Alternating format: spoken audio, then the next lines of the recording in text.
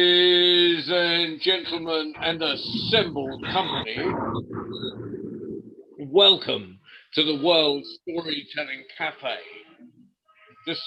Hold on. That sounded really good, but a dog just hit the controls. So that dramatic music was caused by a dog hitting the controls. I'm now running the show by Canine.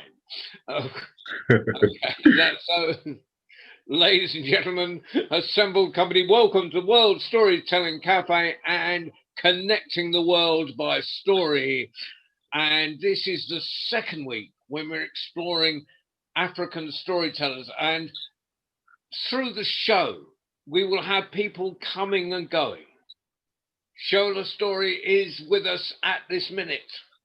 Anna Modika will be joining us. Hopefully Zuha will be joining us. Yusfu will be joining us. As Shola disappears out the door, Yusfu will be coming into the door. Maybe they can wave to each other as they pass. But right now, Shola, the floor is yours.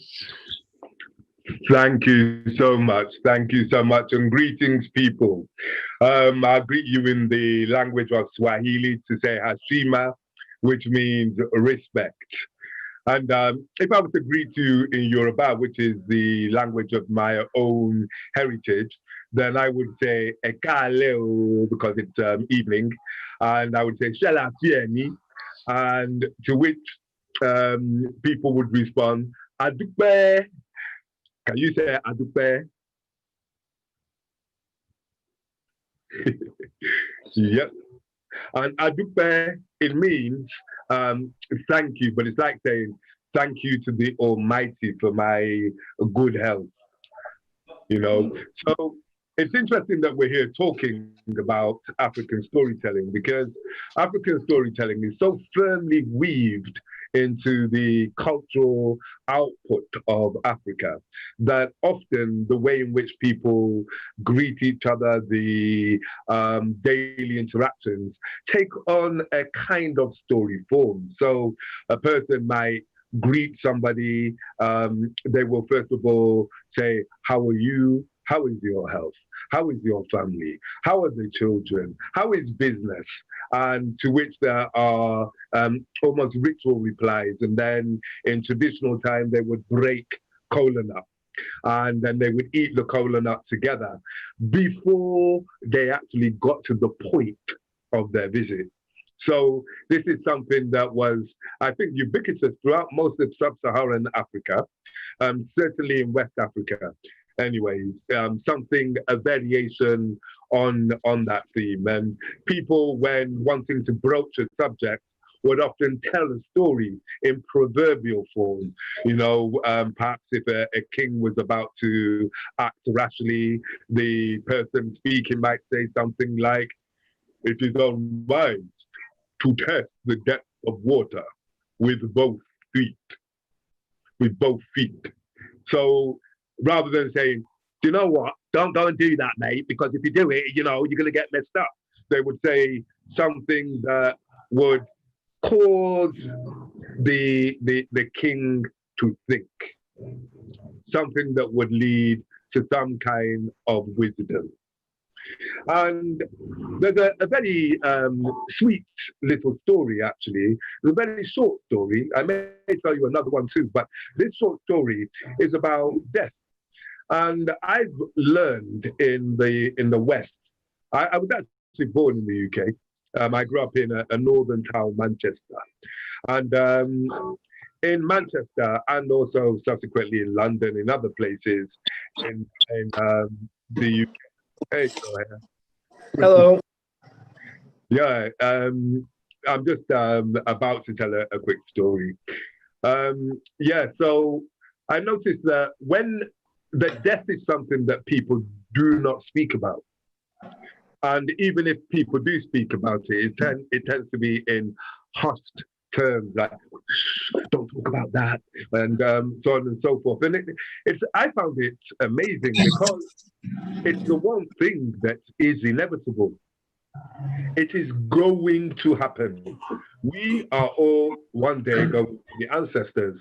We will all understand personally and experientially what it means to cross to the other side and what the other side actually is. Regardless of our beliefs, we will find out for ourselves. Now, in Africa, the taboo of death is not really there in the same way. And when people die, the expression of grief is free as opposed to keeping a stiff upper lip. You know, he was a good guy and I'm going to miss him. That is anathema to African culture as far as I understand it. And in ancient times, people even used to pay mourners to come. They were usually women who would come and they would scream and cry in order to get the expression going so that people wouldn't keep the grief bottled up. And it's quite a healthy response. And there's a story related to this. So in a place far from here, but near to there was a queen. She was beside herself with grief, but she could not express her grief. Her son had died, and she refused to bury him. No, she said, I will not bury my son. I will not. I live in a powerful land, and in this powerful land there are powerful people, and I will give this whole land to anybody who can heal my son and bring him back from death. She called all the soothsayers, all the priests, all the wise women and the wise men. And one by one they came and they tried their charms. They chanted their songs. They cast their spells. And of course, each one of them failed to bring this young man back to life. Until in the end, there was one gnarled, wizened old woman. And she came and she said, Your Majesty, I can help. I believe I can solve your problem. And the queen, she jumped at this in excitement. You can? Then do it. Well, Your Majesty, all I need is for you to bring me the oil which the people use to anoint the dead. Bring it to me and I will solve your problem. So, having heard that, the queen immediately left the palace by herself, and she knocks on the first door of her citizens that she could find, and the door opened and they said, Your Majesty, what are you doing here? And she said, forget all that. All I want is the anointing oil that you use to anoint the dead. And the people that she spoke to said, well, we would of course give it to you, but we've just used it. You see, our grandfather died today. And so she went to the next door and knocked on the door. And the people opened, and again they said, Your Majesty. And again she waved it away and said, I just want the anointing oil. Your Majesty, we'd love to give it to you, but our sister, she just died today, and we've used it on her. And she went to the next door, and again the same scenario played itself out. And in fact, everywhere that she went in the land, she heard the same reasoning. The people were using the anointing oil on their dead family. And it was at this point when she began to realize that death was nothing special to her in particular, that everybody was suffering bereavement, that her son's death was not any more special than anybody else's death. And so realizing, she went back to the palace and said to that wizened elder woman, I truly understand what you have been trying to show me. I understand that I must let my son go. I must let him go, and I must move on. And I have seen that death comes to all. The end of that story. So, thank you. That's the Thank story. you. Yes, go on, John. I was going to welcome Zuhar, who's joined us. So there's. Thank you, John. So I see that you are talking about that already. Yes. Yeah. Maybe I can introduce myself with a story that I have in mind. It's one of my favorites, and it is one of the pillar stories in our culture. It's the story of Al-Faqih Ali. So for everyone who is watching this live, I'm from Morocco. I think you already know me, so Zuhair, and I'm going to tell you a story. So it's a story about Faqih Ali. Faqih is a priest in Islam, the one who leads the prayer. So one day there was a Faqih. As I told you, he's the one that is leading the prayer. But this one does not lead the prayer in a mosque, but in a graveyard.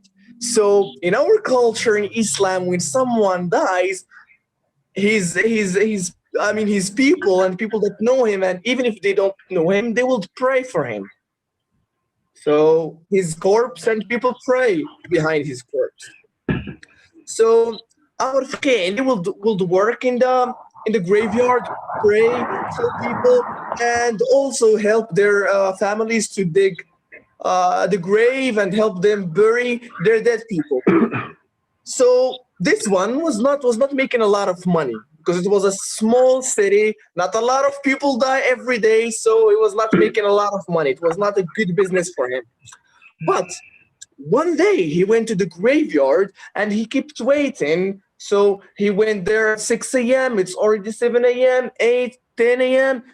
No one died that morning and no one visited. So he cannot sell his roses. He cannot pray. He cannot do anything.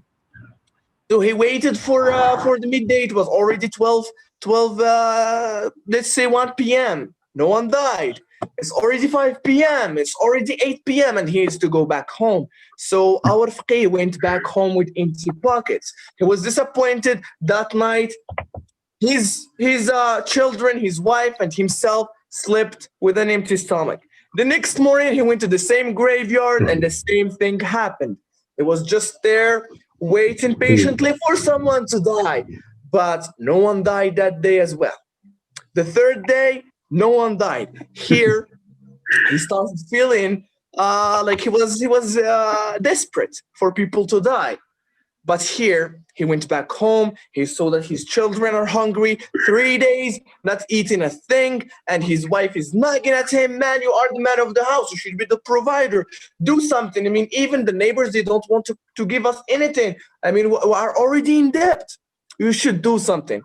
Here, Faqih Ali really thought so well.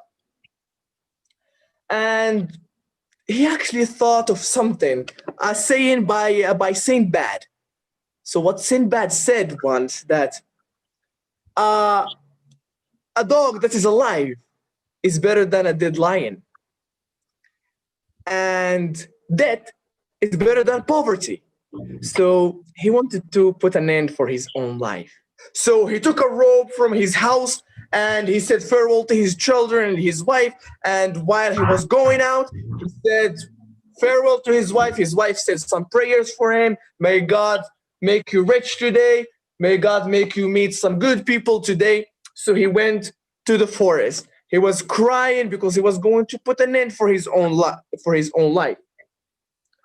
So he went to a forest and he saw a big tree with a very strong tree, and he put the rope there. He put the rope around his neck. He said, "Shahadu anna la ilaha illallah wa ashhadu anna Muhammadan Rasulullah."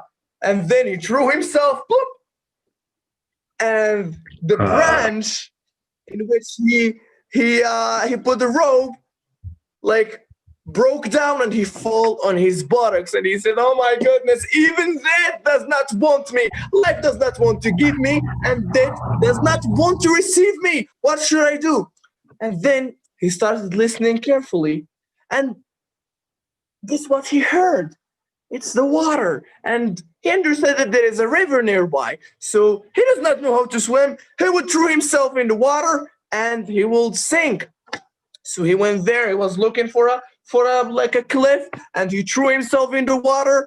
Then he was in the middle of that river, and waves started playing with him, throwing him right and left, right and left, right and left, until the waves threw our man in the beach of that river. Here he woke up and he said, "Oh my God, what should I do now? I can't even die. I just choose to die." So he was just walking by that beach and he saw an ox. He saw an ox and he said, "Well, I have an idea. Maybe I will dig my own grave and they will throw that ox in the sky, and it will fall directly in my body or my head, and I will die." So that's what he did. He started digging and digging until he heard like bam.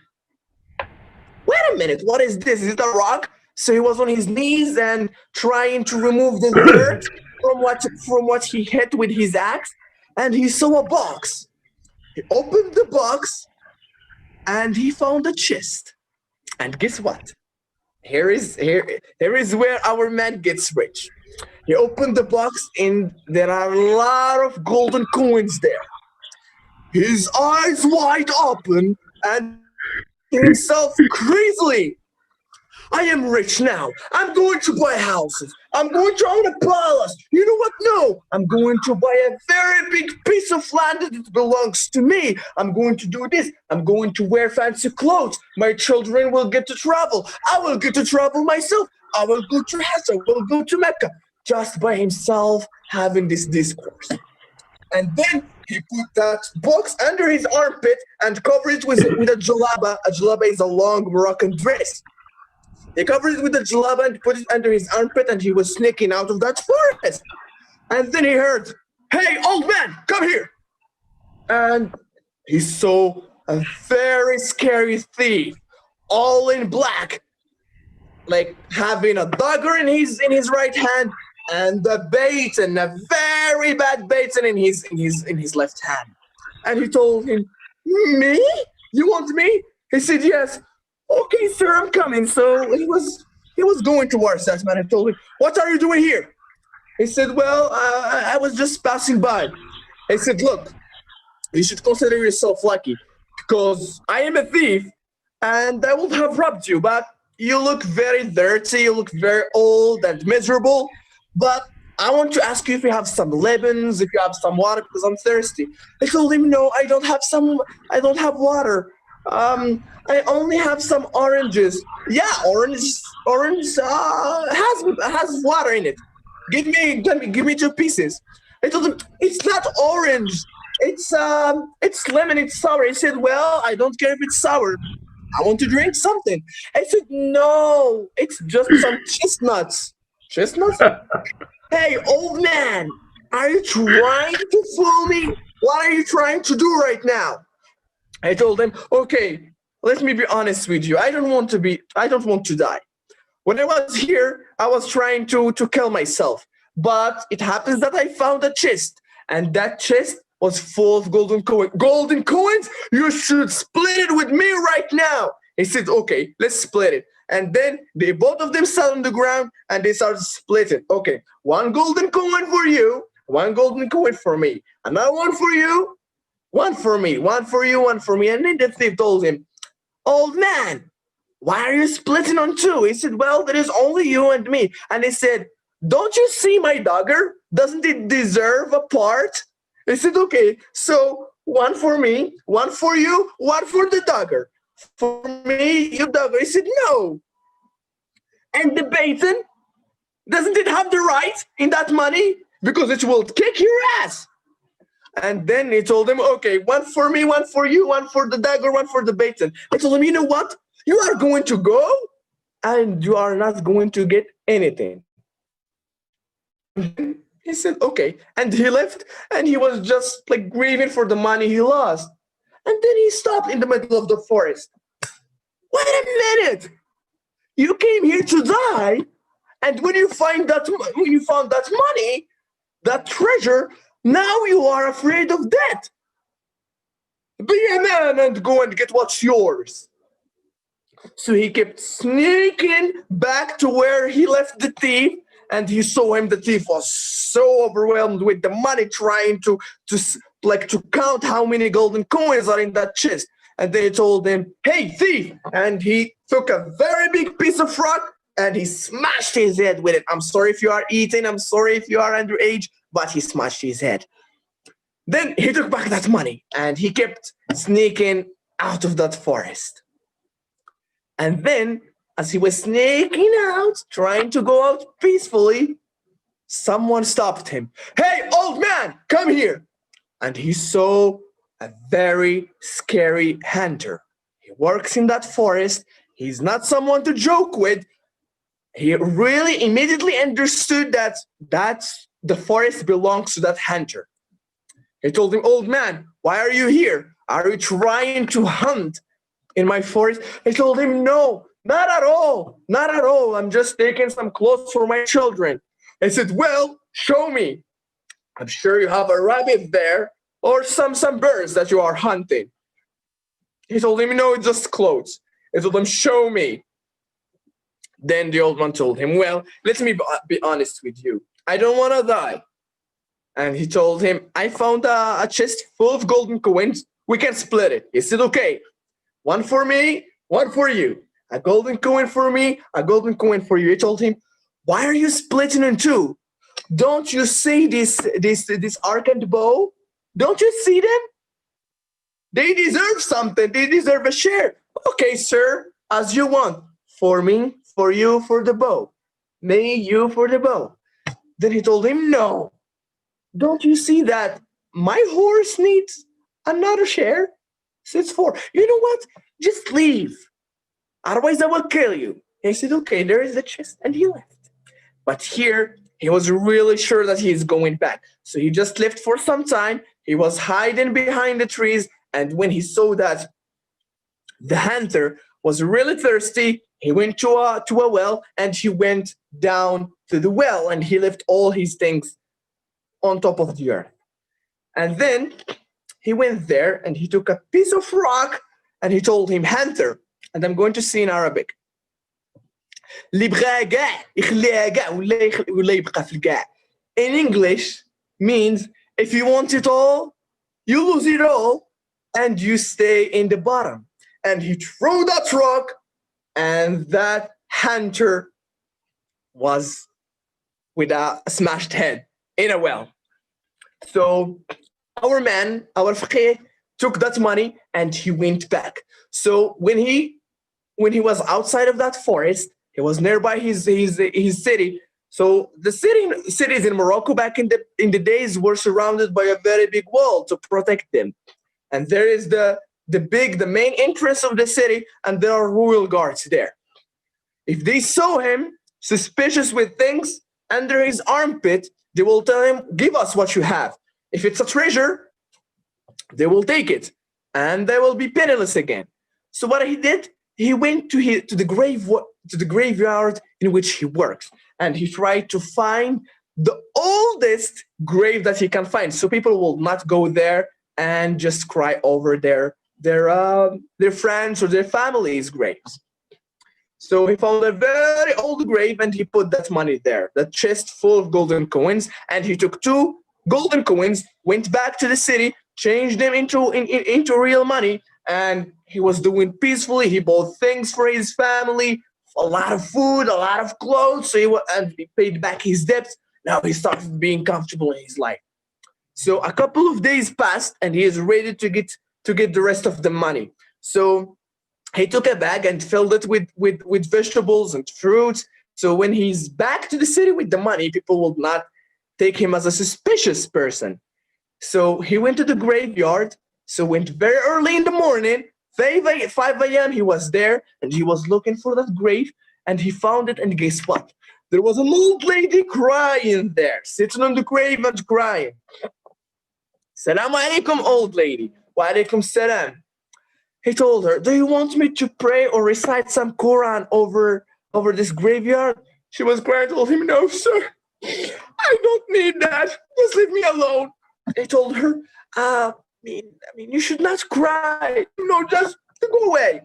So he went back to his corner and he was just looking at that grave, waiting for her to leave. So the first hour, the second one, the first 4 hours, she did not leave. It was already afternoon, she did not leave. It was already the night, she did not leave that grave. He told her, ma'am, why are you doing this? If you cry over someone who is dead, you are just burning their soul. You should pray for them instead of crying over them. She told him, no, you don't understand, sir. He told her, yeah, who is she? He's my husband that we were in love. 40 years, like he died 40 years ago. And yesterday, I was he visited me in my dreams, and he told me, my lovely wife. I told him, yes, my love. And he told me, just go to my grave and stick your hand into the grave. You will find some money. And from early in the morning, I'm not sure if I want to stick my hand in the grave or not. And then our Qais said, just by himself, he thought, 40 years, and he's never visited you until yesterday. And he told you to put your hand inside the grave and take the money. My money. You don't know that 2 people were dead because of that chest. And then he told that old lady, he told her, do you know how your husband looks like? She said, yes. Oh, okay, he's looking at you. Put your head inside of the grave. Oh, where is that? Oh, where is my husband? Where are you, husband? And he took a rock and he smashed her head. And he told her, now you can go and see your husband. And he took that chest full of golden coins and he went back home with filled pockets. And this is how he got rich. And he lived peacefully until the end of the time. And this is the end of my story. I hope you like it.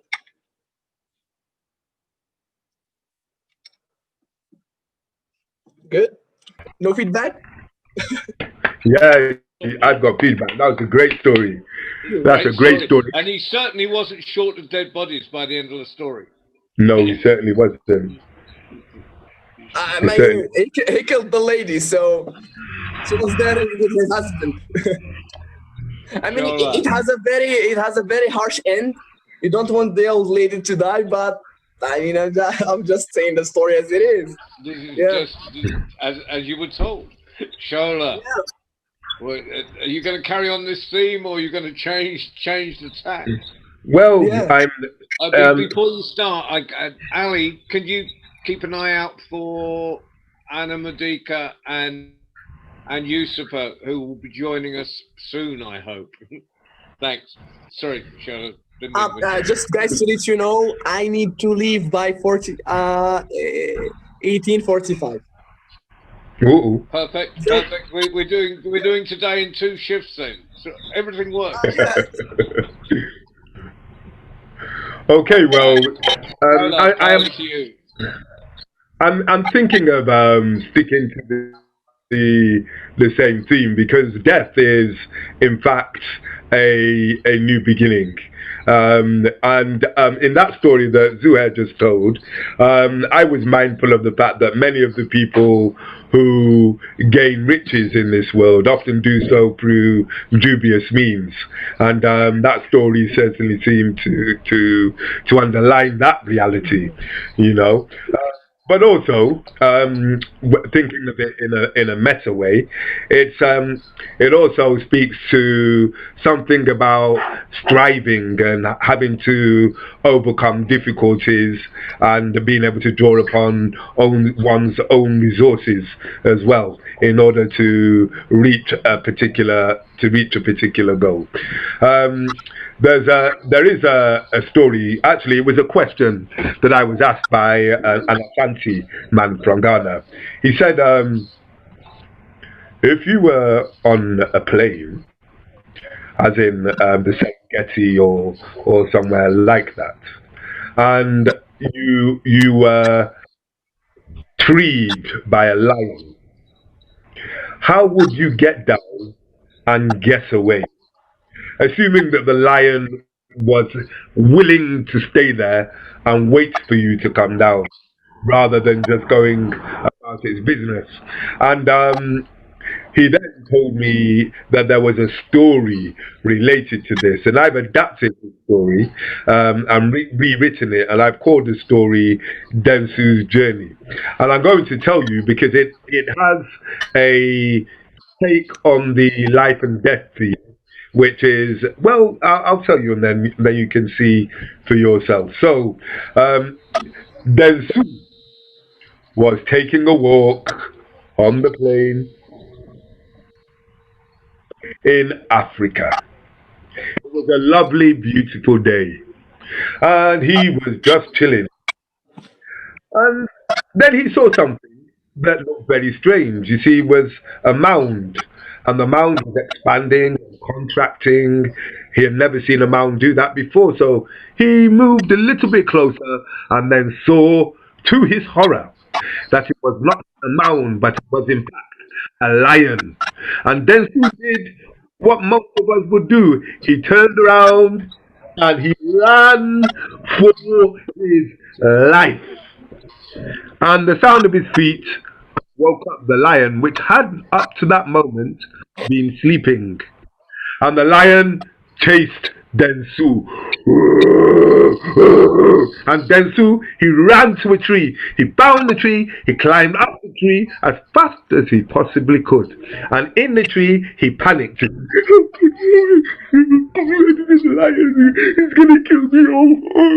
And then he remembered what his grandfather had always told him. For his grandfather always used to say, Densu, when you are in a situation that you cannot control, control the only thing that you can control. Control your breathing. So Densu took a deep breath. In fact, I invite you to take a deep breath with me. He took 3. So he took a deep breath.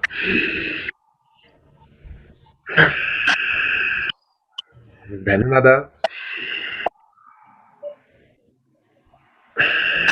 And then one more.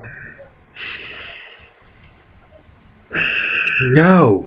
Densu was calmer. The lion was still there, had not gone anywhere. But Densu was calm enough to think it through. So he said to himself, I'm going to wait for this lion to sleep. When he's sleeping, I will make the escape. He broke some twigs.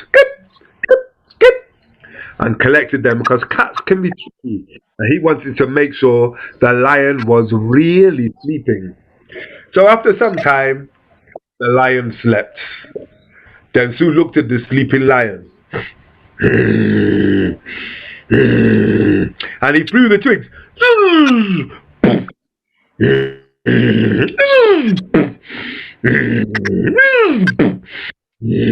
The lion was really sleeping. So Densu began to sneak out of the tree. And he snuck away, and then he did what he had done before. He ran and woke up the lion. But this time, there were no trees. No trees at all. Just bushes. And Densu backed away. And the lion stalked Densu. It was not even running, because it could see that there was nowhere for Densu to run. It was just following him.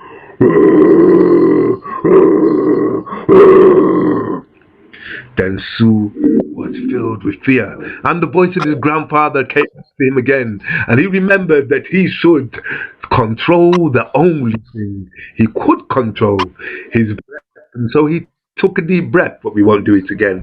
He took a deep breath, and a deep breath, and a deep breath, and when he was a little bit calmer, still backing away, he remembered that on his back he had a spear. It's at this point of the story that many people say, you mean to say he didn't know he had a spear on his back? Come on! And at that point I often say, well, it's my story and I'll tell it how I like. And so Dentsu realized that he had a spear on his back. He took the spear and he pointed the spear at the lion. And the lion knew from its own ancestors that people with spears had killed lions before. So no longer was this just easy food. Instead, it was a foe. So the lion got ready to pounce. And Dentsu stood steadfast, the spear poised, and the lion pounced. And Dentsu dropped to the ground with the pointed end of the spear upwards, and the lion landed on the spear, and the spear pierced its chest.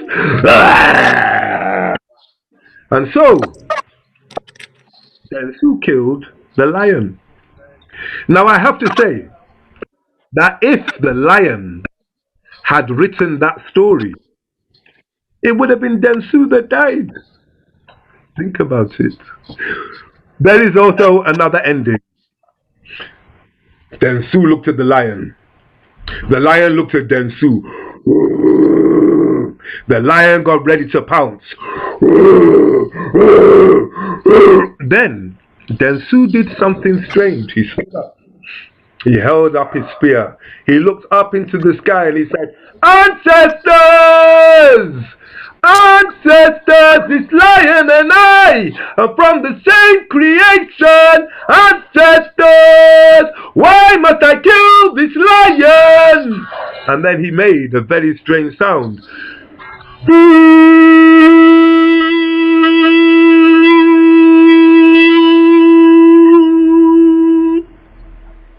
And the lion looked at Dentsu like, and then it turned and walked away. And Dentsu took his spear and he turned and he walked in the other direction. The end of that story. Whoa. Thank you. I think Anna is attempting to join us. There we Yes. are. Anna, welcome. Hey, Anna. You're mute. You're Nice, muted. nice to Anna. meet you. Yeah, nice meeting you, Anna. Yeah. I think You're- you're muted. You need to unmute yourself. Ah, there. There we are. The wonderful world of Zoom. Anna, so good to see you. Oh, wonderful. And Yusuf will be joining us eventually. Meet Zuha from Morocco.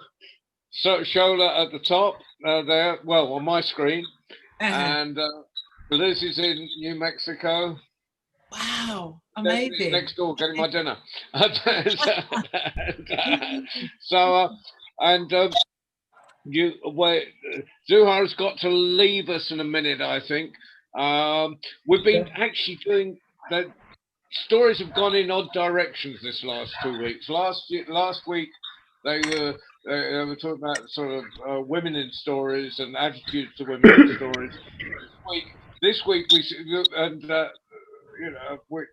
this week it seems to have gone. You know how stories just take themselves off in a direction. They seem to have been a lot of deaths this week. It's Shola's fault. He started it, and there's Shola, would you like to lead Anna into Anna? Are you ready to tell a story immediately, or do you want to get your breath back? Oh my goodness, no pressure then. No. Yeah, I can tell a story.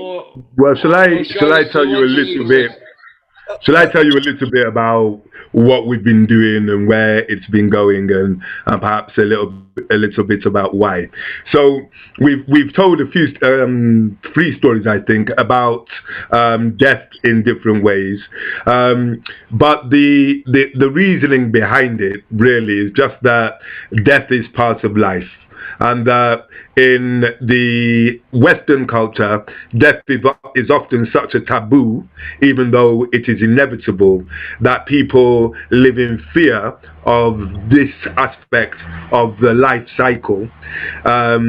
And I was really trying to get to the reality that in the African conception, that death is part of a cycle of life, that one dies, one becomes an ancestor, and one can be born from the ancestral world into the material world again. And in fact, my own name, Babajide, is one of my names, which means that father has come back.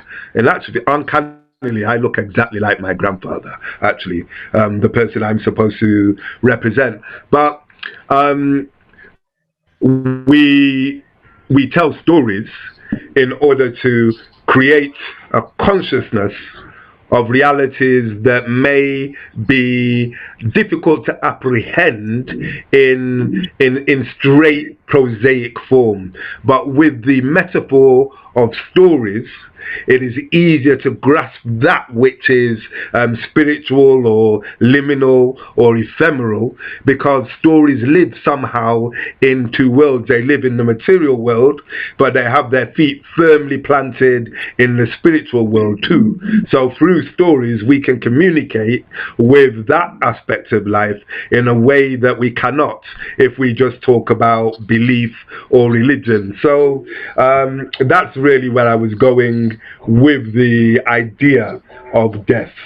So I hope that does something. Yeah, maybe no, I can absolutely. Because maybe I can share before I leave this about this in Morocco, because it's also interesting. So as you said, so let's also in the African culture, grieving someone who is dead is not always something that is considered bad or something that is that brings sadness. Also in Morocco, it's a bit different in this respect. We grieve our dead people, but at the same time in the stories, what we see that death symbolizes hope, symbolizes someone going through the ladder of life. So someone has to die in order for another one to get what he wants. So whenever there is someone who gets really successful in a story, there is someone that dies on his behalf. It doesn't mean he will kill him. I mean, the main character will kill that other one, but there is always someone who dies either by a disease or just die normally. But this is something interesting about the stories in Morocco. So it always gives hope. It's always something that is mysterious, but in a good way. There is something always good coming out of from that. That's why in the Moroccan culture, we don't really fear death. We know that all of us will die one day, but we don't really fear it, because it gives hope. Maybe you don't know what's in the afterlife. Maybe it's going to get better. So this is why we really embrace death. We are not really afraid of it, and it is shown in our stories. We are not ashamed of telling about someone who dies or someone who needs another one to die in order for him to succeed. This is also shown, as you said, like stories are templates of life. It's the same thing in the story, that is the same thing reflected in real life. Yeah, and now I leave you. So thank you so much for having me today. thank you. Thank you, Zuhair. So much. Have a good Take one. care. See you next week. If you decide that there is a next week for African stuff, I think we will have next week. Yeah. We'll have your Sultan stories next week.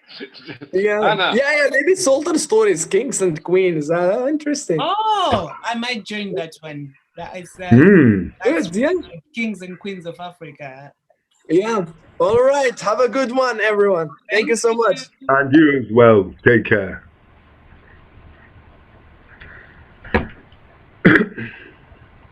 Yeah, so I did my show last year, which addressed the ancestors, and it was basically to rediscover myself. And in my story, I talk about my ancestors, when they die, the flesh goes in the ground, but the spirit lifts up.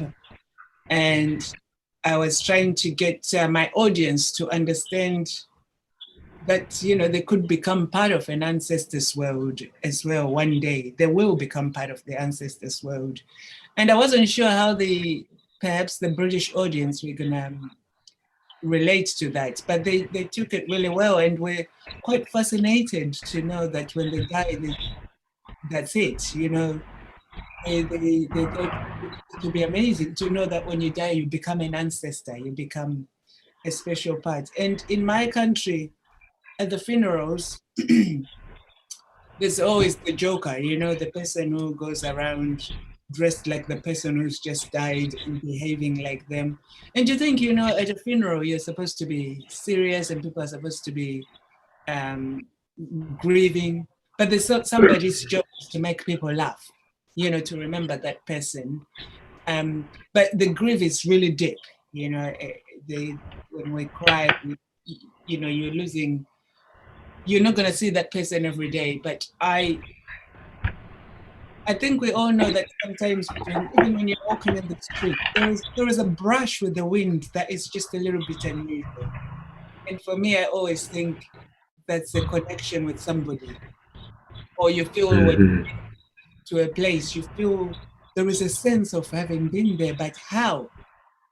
And for me, I feel like there's a connection with the ancestors. My ancestors probably been through that journey. In terms of the storytelling I grew up with, it was mostly to do with kind of learning the lessons of life, not to be greedy, to be kind to everybody, to be brave, to be inspiring. And in Zimbabwe, the main characters told kind of the hare and the baboon. The baboon is always losing against the hare. But my grandmother, I always think, I think the fact that we didn't have access to TV or radio until I was in my late teens. So your imagination is just running wild constantly. Aunties using stones to tell stories of of our ancestors, of the great kings and queens of Africa, or just make up a story. That was then followed by games with all the children in the neighborhood. The parents are kicking you out all the time. And the curiosity kicks in, so you go a little bit further, you go to the mountains and there is a river and you all jump in. So we would only come back home when it was dark. And darkness meant it was time to come inside the house and we would play games. The whole family would play games. And we would sing. My grandmother was the best storyteller.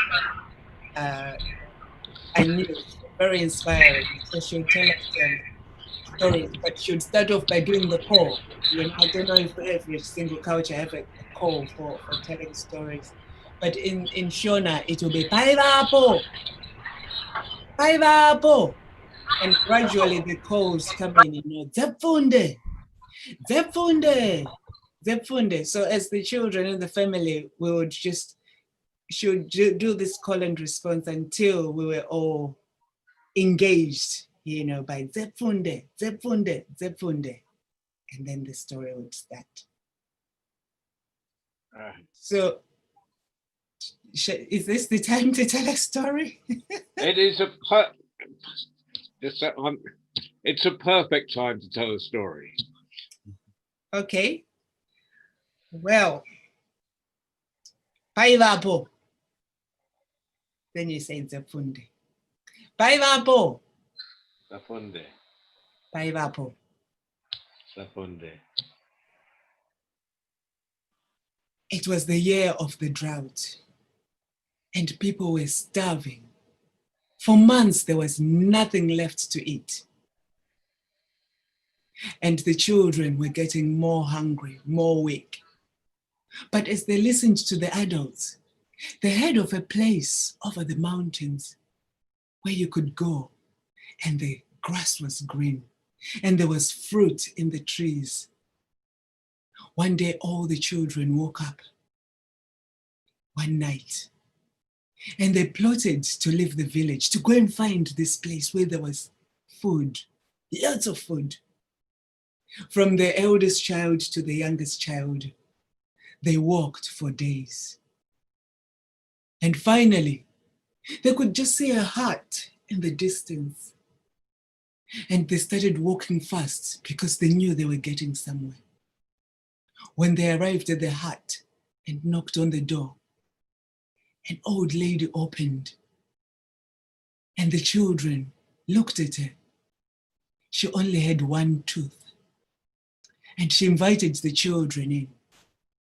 And the children told her they were looking for a place where there was this food. So the old lady said, I know this place. But because you've been walking for a long time and you're hungry, I shall feed you. So the children were so happy when she turned up with a big pot full of beef stew and another big pot full of sadza. And they ate and they ate until their tummies were so full. They went to sleep. And as they slept, the little one was too full. Her tummy was nearly bursting. And she couldn't sleep. And she had the old lady come into the room, opened the door, and she started feeling their legs. And she thought, this one is not ready. This one is nearly ready. Oh, I could have this one in a few days. So in the morning when all the children got up, the little one said, the old lady came into the room and she was trying to see which one had more meat on them so that she could eat us. And they all said, you're lying. This old lady who's feeding us all this food, she can't do that. She can't have said that. The following day, she brought a stew of chicken, another pot of rice. Oh, the kids were so happy because you see, in Zimbabwe, you only have chicken and rice at Christmas. To see chicken and rice on a normal day, they couldn't believe it. They ate and ate and ate. And before they went to sleep, the little one said, you must keep awake because the old lady might come back tonight. So they all kept awake. The old lady didn't come that day. So they were sure that the little one was lying. And they decided they were going to stay a little bit longer because they liked it that the old lady fed them. They stayed another few days. And on this day, the old lady made a braai. And a braai is all the barbecued meat. There was pork, there was sausages. There was all the food you could think of. This old lady had prepared. All the children ate so much that day that none of them could sleep. Their tummies were bursting. So as the old lady came in and she pressed their feet and said, oh, this one is ready. Oh, this one I can eat tomorrow. All the children had this and they were panicking. So when it was morning, they started planning that they were going to leave without the old lady knowing. So they planned to leave just after tea that night. And as the night started going down, the children started running into the forest. The old lady saw that they were running. She started chasing them. And as they ran, she ran even faster. This time as she ran, she turned into a leopard and she was chasing the children. The little one fell and the other ones didn't know what to do. But they quickly came and picked her, the little one up, and they ran. And then finally they managed to climb the tree. The leopard sat at the bottom of the tree, waiting. And the children, they decided to sing a song that they did the adults sing. To try and call for help, they sang, Chitundu mtsere mtsere, kwira chiende ba. Chitundu mtsere mtsere, kwira chiende ba. Chitundu mtsere mtsere, kwira chiende ba. And all of a sudden, a big balloon appeared at the top of the tree. And the children climbed in. And as they sing, "Chitundu mtsere mtsere, kwira chiende ba," the balloon started lifting up. And underneath, the leopard started running after the balloon. And this time, the leopard sang, "Ndakutema tema go nekademo kangu go." And it was running, she was running after the air balloon. And as the children approached the village, the leopard turned back and they managed to land in the village. And they were so scared to tell the adults where they'd been. They just started crying. And all the adults went and cuddled them. They knew what had happened, but nobody talked about it.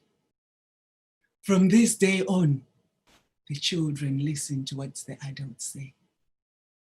Ndo pakaperera sarungano. That's the end of the story.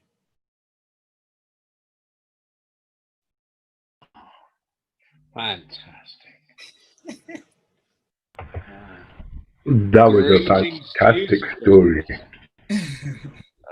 Really love that. I was imagining my grandmother. She's so much better than how I tell it, but it was wonderful. I really enjoyed the story. I'm loving all the stories, by the way. So thank you. Well, you've everyone. got another 3 coming. Oh wow! Okay. Yeah, Yusufu has joined us. Yusufu's been travelling the world by Zoom today, I think. I don't know where. I don't know which country he's come from Zoom land. I'm from Mexico. Unmute yourself, Yusufu. I'm just come from Mexico. I was in doing some schools in Mexico, and and because their time is very different, 2 hours, they are like 6 hours behind. So I totally mixed up all the timing. Excuse me. And so for them now it's like 12 o'clock, whereas here now is so well ahead. So yeah. So Yusuf, this is the Zoom has opened another world, eh? Big time, absolutely. I've just been, all over the whole place since I started. My first performance this morning was 9 o'clock this morning. I started, and I have not stopped. Literally, it's been back to back until now. Yeah. So well, I've been in Hastings, so I'm resident in Hastings for storytelling. So not as far as you. And Liz is in New Mexico.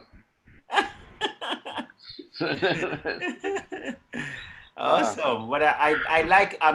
Funnily enough, my brother. Today I went to. I was in India. I wasn't actually literally in India, but I was in India through a group called Kappa Culture. And after this, I'm going now, and I'm going to be in the United States in just a short minute. So I've traveled the world through Zoom. And as you say, Anna, it really has opened up horizons, actually, Zoom. Certainly. Yeah. So, Mr. Usipu Jallo, the Kaufu. What's that, John? I said it saves the jet lag. And yeah, so we're on 7 o'clock, which was when we were leaving, and Yusuf was joining us. So, are you about to leave now? It's about to. Of course, it's wrapping up now, isn't it? No, I'm packing up now, and you're taking over. Shola has to. Zuha had to leave earlier.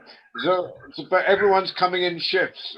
Anna came back a quarter of an hour ago. You're arriving. It's just completely crazy tonight. So we're having a fantastic time. We've been dealing with death, different concepts of it, and that took us on to the ancestors, which was where Anna took us, and so you can go any direction you want. I mean, well,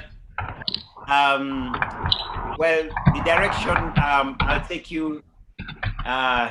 We're talking, death and so on. But let me see where this one takes me. But what's in my head is just precisely what I'm just going to tell for now.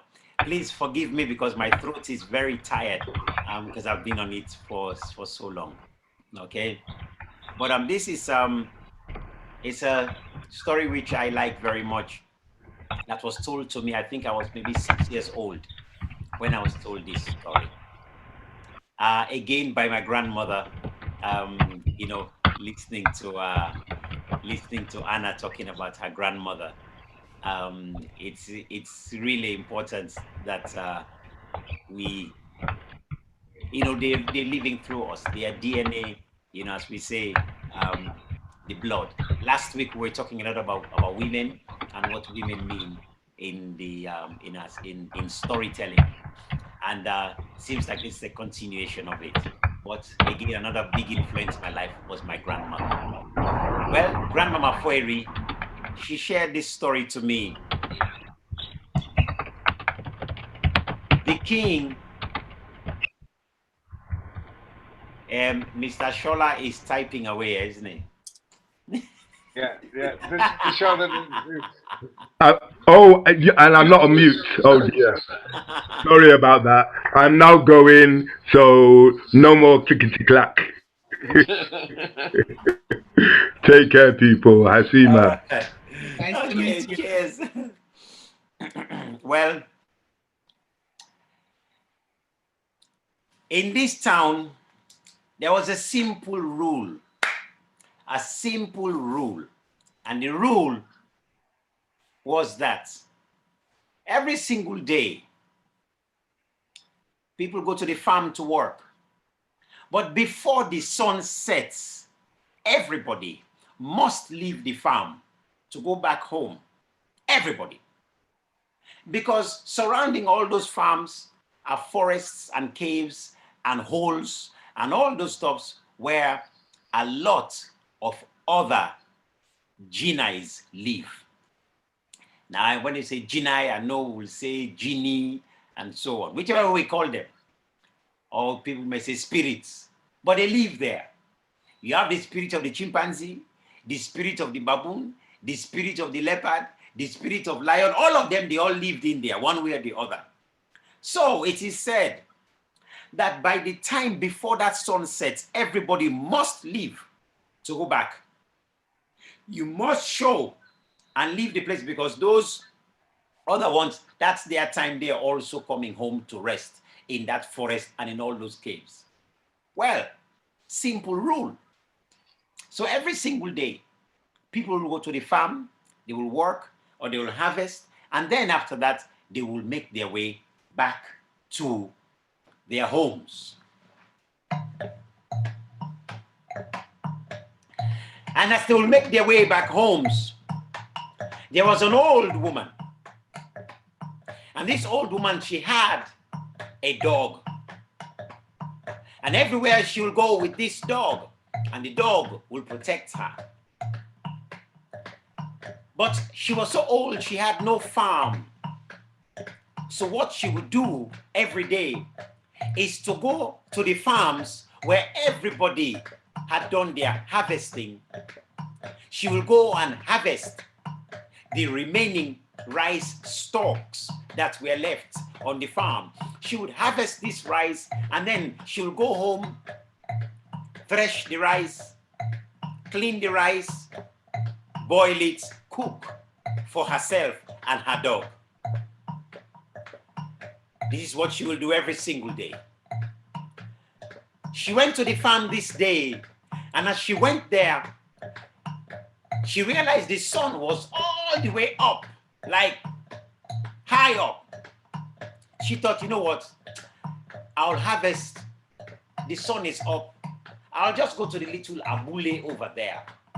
Now, an abule is those little farm huts that you have, right in the middle of the farm, where after you've worked, you'll go to that abule to just go and rest away from the sun. And so this is what she did. She had harvested the rice. She took the rice, went into the abule to thresh and to boil it to cook for herself and her dog.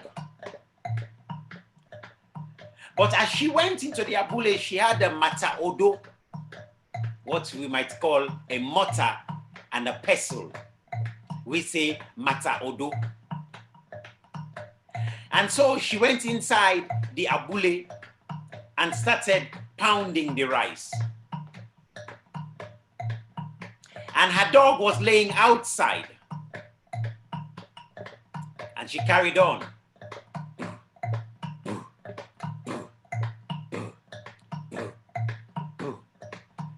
But as she was pounding away, she did not realize the sun had set. She did not realize the sun had gone down and it was getting darker. And as it was getting darker, it was now time for all the spirits, all the jinnis, all of them were now coming back. Whether it's the jinni of the chimpanzee, the jinni of the baboon, or the leopard, or whatever ones you can imagine, but they were all coming back. And as always the case, it was the baby jinnis that were coming. They were coming home first, running with excitement to come home. When they heard this strange sound,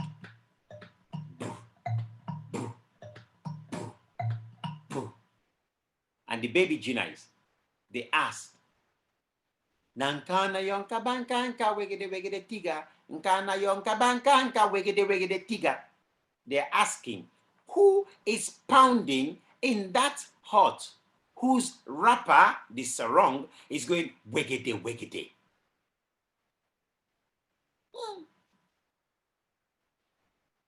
And the dog that was laying outside could hear, and the dog answered, na e na e na e na na e na ondo na e. The baby jinnis, they asked again, nkana yon kabankanka wegede wegede tiga, nkana yon kabankanka wegede wegede tiga. And the dog answered again, na e na e na e na na e na ondo na e. The dog just said, it is us, or it is us, it is us. And the baby jinnis, because they heard this a dog barking, yeah, okay, just a dog, leave it alone, no problem at all. But the woman, she thought, what is this dog doing? This dog is creating problems for me. You see, she went outside. She looked at the dog and said, you shut up, shut up, shut up, quiet, quiet, be quiet, sit, sit. Huh? Shut up, noisy dog. You want to put me in trouble? You want to put me in trouble here? And the dog sat down quietly. And again, the baby jinnis asked again as the woman went inside. Nkana yon kabankanka wegede wegede tiga. Nkana yon kabankanka wegede wegede tiga. And the dog answered again, na e na e na e na na e na ondo na e. And the woman, she got angry. She came back out. You see what I'm talking about, this dog? I said, quiet. And she took a stick and she beat the dog and beat the dog blue, and the dog screamed, wow, wow. And this dog was screaming, sit down, sit down. And the dog sat down. And the woman, she went back inside.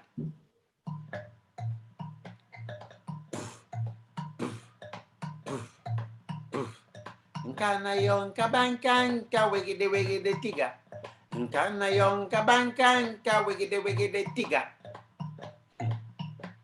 Na e na e na e na na e na ondo na e. The dog answered again. Oh, And all the dog is trying to do is to protect the woman. She came back out. You silly dog, you stupid dog. You see that all this time when I've been keeping you, now you want to put me in trouble. And this woman, she was so angry that the dog wants to put her in trouble, that all the place is dark and the dog is making all this noise. She took a machete and she chopped up the dog. And the dog fell down dead.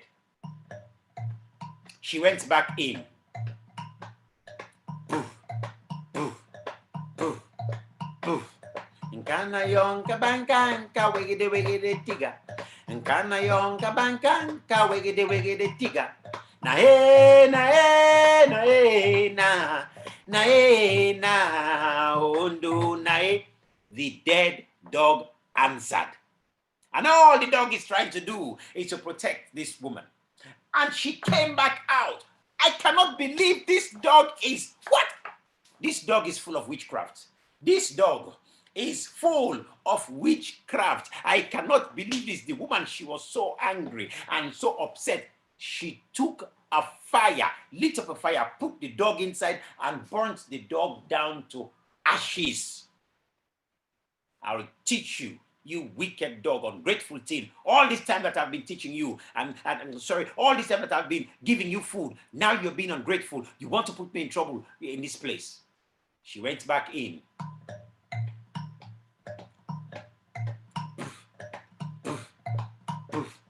Nkana yon kabankan ka wegede wegede tiga.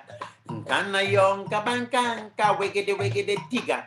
Na eh na eh na eh na na eh na undu na eh.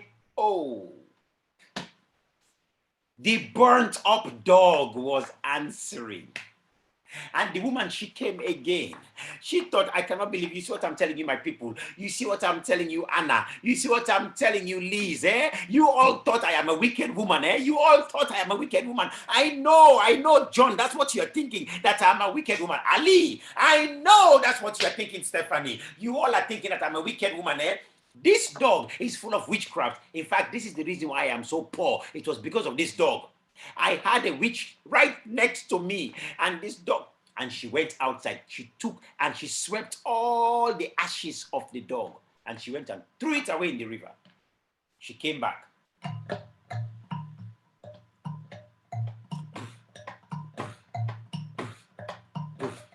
Nkana yon kabankan ka wegede wegede tiga. Nkana yon kabankan ka wegede wegede tiga. Na eh na eh na eh na na eh na undu na eh. The hair that was left on the broom was singing only to protect the woman. And the woman, she thought, I cannot believe this is happening. You see what I am talking about? You see now? She came, she took the broom, took the dustpan, everything, took it to the river, washed everything clean, took water, came and washed the whole floor, everything clean. Stupid witchcraft dog. And she went back inside the hut. Nkana yon kabankan ka wegede wegede tiga. Nkana yon kabankan ka wegede wegede tiga.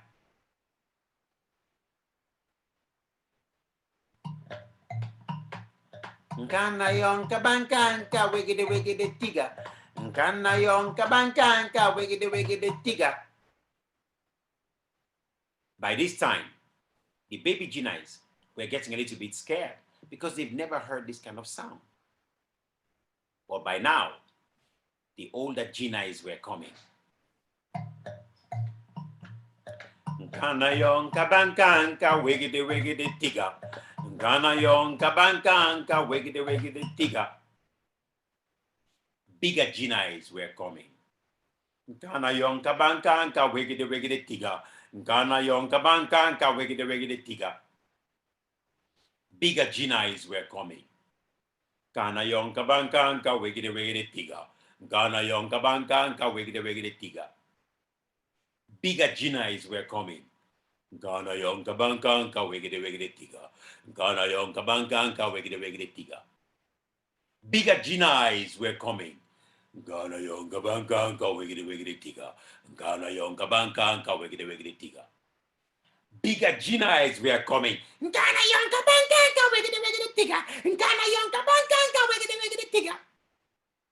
Well, by this time, all of the Gina's, they were so scared that on this side, they formed a huge mountain.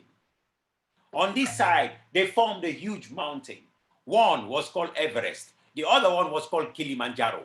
Right on top of those mountains, fire exploded. Boosh, boosh. And as they exploded, they engulfed the hut, the abule, and the woman in it as well.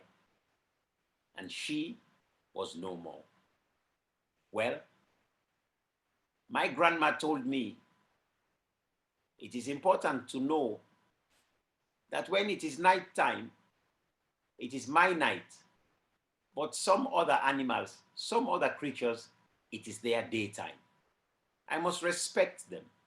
I must give them their space.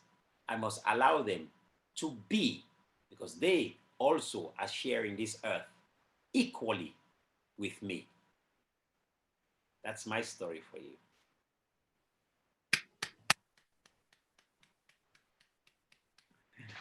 Well, Amazing. yeah, it's oh, what a story to finish the night with. That's well, just a few. It's such a big subject. We've had 2 fantastic weeks.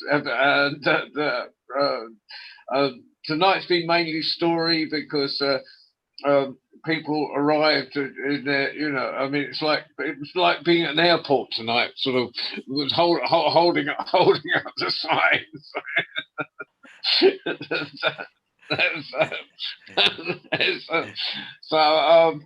But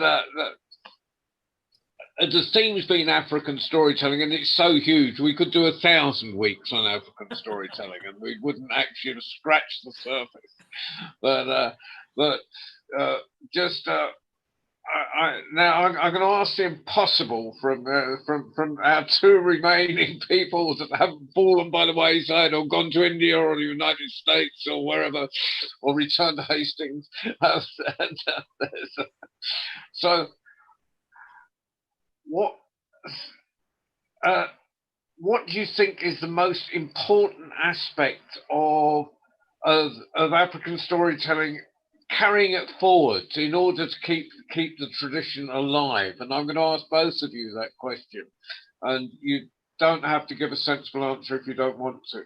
But you know, I mean, it's an impossible question. I apologize for it in advance.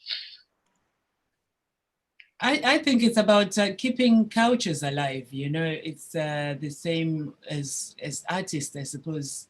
I call myself, you know, in that situation where we still tell our stories of our ancestors. We still sing songs of our ancestors. It's about preserving culture, preserving history, and passing it to the next generation. And we all know when you storytelling, I mean, you can hear a pin drop. There is something absolutely unique about storytelling that captures the whole imagination. And especially in this new world where everything is at the touch of technology, I think storytelling still plays a powerful role in keeping kind of the imagination mind going. So whether it's African storytelling or any storytelling, but very much for my culture, it's about preserving the culture and the history and the knowledge. And you've reinvented, well, not reinvented, but you've found a way to pass it on in a really imaginative, and that show, for instance, that you were doing, it was just that it made such a splash. It wasn't, you know, you're not sitting in a corner, you know, it's you're out there sort of giving it large, and I think that's, you know, that and it really talks to now. So, Yusfu, have you anything to add? I think, I mean, I I agreed what Anna has just said there about, you know, the keeping the tradition and the passing it on. But I would just add to that as well that the presumption that Africans are illiterate is one which I challenge.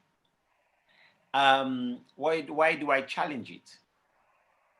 Because if literacy is only seen as the ability to read and write English or French, then we could say maybe Africans were illiterate. But if it is about writing and communicating, then Africans have been very effective in communicating their heritage in many ways. To the point that writing, as in lettering, ABC kind of thing, alphabet, for the African is too simplistic. Instead, the Africans wrote even in the hairstyle that the women make in their heads. Check the Mau Mau in Kenya. John, I'm sure you will know about this as well. The women would braid their hair to pass messages on to their men. Check the Kente cloth and the Adinkra symbols and the Ronko of Sierra Leone. The way I wear my Ronko is telling a message. The dances that we do, the Adwa dance in Ghana, tells a message. When we go to what we call our secret societies, we have ways we do leaves and plants in the forest that will tell you, if you go over that place, you'll find food. If you go over that place, you'll find water. Don't go over there, it's a dangerous place. So we have codes like these. Indeed, if you go today to many places in Africa, you'll find writings, drawings on stone walls that archaeologists are finding out today. So, in the masks that our people made, if you go to the Benin Kingdom, you'll find there that all the masks that they had told stories of the Oba, the kings that were before. Mm-hmm. So when you're there, you can see them and you can tell exactly what that king's kingdom was like and what that king's life was like. You can tell the whole history. Indeed, when archaeologists are going to Africa, before even I mention Egypt, just by what they see there, they are able to tell a whole story of our people. So that's now I take and say, well, no, our people, yeah, they may not have been able to read and write English or French. That is all. That is about it. But to say that they were not literate, they were effective communicators. To the point that what they wrote thousands of years is still on today. And we're still deciphering layers upon layers upon layers upon layers of messages on the stories that they told. A few days ago, I was doing storytelling. I think it's for the Scottish International Storytelling Festival. I've been doing it on Saturday. And then it just struck me. I thought, if there's any difference between African storytelling and European storytelling, if there is a difference, then it is the difference between simplicity with some powerful messages and complex narrative, still carrying on messages. So, and this is just my own observation, and I could be totally wrong. Whereas the African storytelling, at least that I have heard since I was a child, they're simple in their form, but incredibly layered with multiple messages. And when I look at the European, it tends to be elaborate with immense description of how the weather is, of what the color looks like, and so, and all these things. I mean, reading a book like Wuthering Heights, for example, where Nelly Dean is such a fantastic, I mean, okay, we say Nelly Dean, but of course it's Emily Bronte, but what a fantastic storyteller, describing the Moors so much that in Africa, listening to that story, I could see the Moors of Yorkshire. But those kind of intricate details you find a lot in European stories, right? In African storytelling per se, you don't get those intricate details. So it leaves your imagination for you to put your own picture in it. That liberty for me is precious. Because so when I tell you a story, I tell you the forest, you make your own forest. I tell you the leopard, you make your leopard, how big or small it is. That is an amazing freedom for the imagination. So I struggle when people say to write my stories. Why? Because as soon as I write them down, and I'm not saying I'm not going to write them down, but I'm just saying once I write them down, I try my best to give that gift of imagination to my reader, for them to be able to just use their own imagination. That I don't want to show them when I say a big house, and then I put a big house. I say a river, then I show a river running. African storytelling, it doesn't go like that. It allows you, the listener, to take on, and you have your own private imagery. So how do we preserve that? I believe it's about recognizing that this single form of writing, as in alphabets, is not the only form of literacy, that there is another. I'll give an example. I was in Germany early this year, before the corona really hits in. I think it was early March or end of February, something like that. And I was in a private school where I was talking about the African, just African stories and so on. And then I talked to the children about an African man doing brain surgery out in broad daylight in a village in the late 60s. Doing brain surgery, opening the skull with a bare knife, leaves the patient had to drink, and patient was awake for 7.5 hours. 7.5 hours, brain surgery in a village, broad daylight. And he was being called a witch doctor. Now, he was 98% more successful than Britain at that time. Right in Africa, not one brain surgery, several, removing tumors. Now, when I explained this to these young people, to say the patient was wide awake, and they asked the guy, well, I said, here's the video. So I asked permission, and I showed them the video of this man doing the brain surgery. In fact, I even took a break. They sat down and they all were drinking beer. They are traditionally made beer. Then they came back and carried on the operation. And they put pig fat on the wound, and then took banana leaves and covered it and tied it all up. And the patient got better. And like I said, not one, but several patients. Now, these young people were like, how is that possible?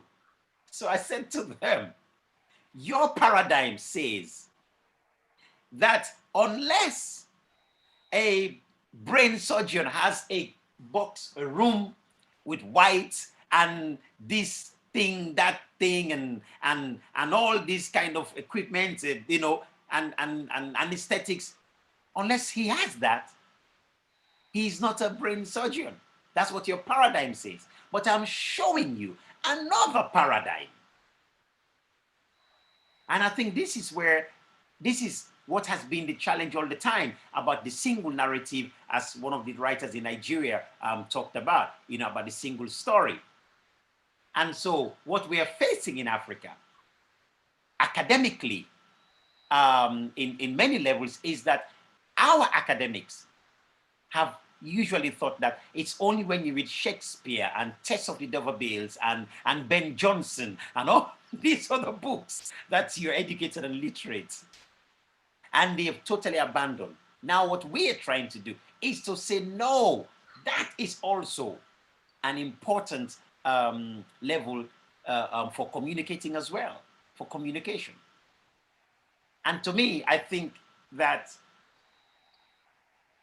to ask how we preserve this and how we continue it means we're going to have to challenge the current status quo that says unless a story is written down, then it is not, here we are proof of this, that we can bring all these stories back alive. We are proof of it. And long may this be. This is what moves me to do what I do in Sierra Leone. Whoa. I always feel like I've been at a PhD course when I've been listening to you, Yusuf. And, both of you in your own way, I mean, you're very present, and your work actually is the answer to the question that I gave, but thank you both for articulating it. Well, I've got to thank you both, and also Shoda and Zuhar in their absence, and thank you for actually making time. I mean, you're both just going crazy at the moment, so in the nicest possible way, in the best possible way. But thank you for making time to be here. The people out there on the virtual highway, we've got next week. We're doing on next Monday is on Connecting the World by Story. We're looking at wise and foolish rulers. And it could be from anywhere. In fact, why I chose that was I've been listening to Zuhar's Sultan stories, and it has thousands of them, and so it's kind of an opening for that, but also to take it round the world. So anyone who wants to jump in there, if you're back from Hastings next week, Anna, you're welcome to come in with African ruler story. Sunday, I've got while she's there in visual on. Liz is sitting in New Mexico. She got there via Puerto Rico and Maine, and then so she kind of did a big loop to get to New Mexico. But she's our storyteller next Sunday. But also before she's on, I've got 2 short plays that is going to be live by children in the Gaza Strip. So I think that is going to be, I'm really looking forward to next Sunday. And then for me, because I always like to see the next generation coming along. Not tomorrow, but next Tuesday, we're starting our weekly Young Tellers night. So we're inviting young tellers from around the world on to. It'll take a bit to build. And we're doing an open session every other week. It's just. We're trying to develop as a site because I mean we were quite early. We started at the beginning of the pandemic, but you could as you two have proved today, like you could actually get up in the morning and Zoom from one end of the day to the other. So we're trying to change, keep up with the pace and make it. But it's great, isn't it? I mean, tonight we've been in Morocco. Ali down there is driving the bus for us in Marrakesh, and Liz is sitting in New Mexico. So, thank you all. Thank you for coming, Liz. Thank you for telling Yusuf and Anna and putting those. Thank you very much. Thank you, John, for organizing all this. And you're always welcome. There's, our Zoom door is always open. Thank you for wonderful stories. I so enjoyed them. They were all great. Made me think of a story that I know. Well, before Anna, you came on, but they were telling stories about death, and made me think of a story that I know that I might tell next week. Oh. But it's about how an old woman tricks death. You'll be on Sunday, yeah? Yeah. Wonderful. Yeah, I look forward to that. Oh, great. Hope to see you. Okay. Yeah. Okay, bye everybody. Okay. Thank you again. Bye. Bye. Yeah, it's like a party. You don't want to leave.